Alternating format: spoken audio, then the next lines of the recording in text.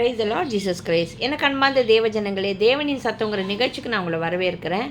ஆண்டவருக்கு நான் மனதார நன்றி சொல்கிறேன்.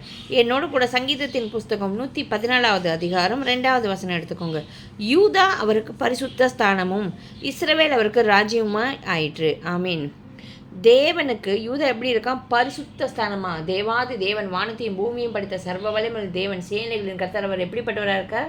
பரிசுத்தர் பரிசுத்தர் பரிசுத்தராகவே இருக்கார். இன்னைக்கு உங்கள் குடும்பம், உங்கள் வீடு, நீங்கள் தொழில் செய்றீங்களா, உங்கள் தொழில் இல்லை, நீங்கள் படிக்கிற இடம், நீங்கள் சம்பாஷிக்கிற சம்பாஷணைகள், நீங்கள் போயிட்டு வர இடங்கள், நீங்கள் தங்கி இருக்கிற இடங்கள், நீங்கள் ஊழியம் செய்கிறதா இருந்தால் அந்த ஊழியம் எப்படிப்பட்டதாக இருக்குது? தேவனுக்கு பரிசுத்தம் உள்ள ஸ்தானமாக. தேவன் உலாவுகிற இதுவாக இருக்கா?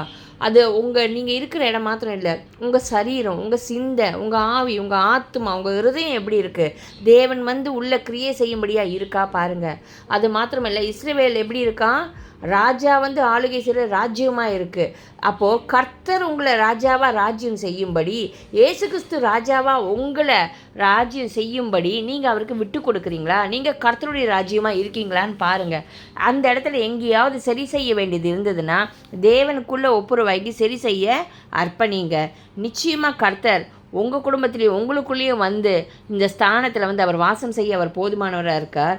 உங்களையும் அவர் அந்த ராஜா உங்களை ராஜ்யத்தில் அப்படிப்பட்ட ராஜ்யமாக உங்களை மாற்ற அவர் போதுமானவர். தேவையில்லை, நீங்கள் மாறணும். நீங்கள் ஒப்பு கொடுக்கறச்சே அந்த ராஜா உங்களையும் ராஜ்யம் செய்வார், உங்கள் குடும்பத்தை ராஜ்யம் செய்வார், உங்கள் வேலையை ராஜ்யம் செய்வார், ஏன் நம் தேசத்தை ராஜ்யம் செய்வார்.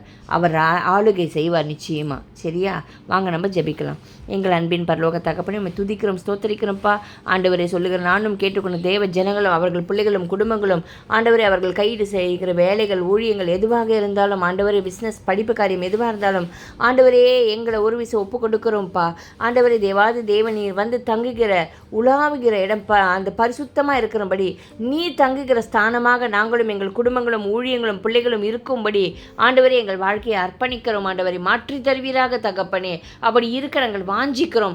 அப்படி இருக்க விடாதபடிக்கு என்ன தடை செய்து கொண்டிருக்கிறோம் அது எல்லா தடைகளையும் நசரேயனாகிய இயேசுவின் நாமத்தினால இப்பொழுது எங்களை விட்டு அகன்று போகும்படி, தேவ ஜனங்களை விட்டு அகன்று போகும்படி ஜெபிக்கிறேன் தகப்பனே.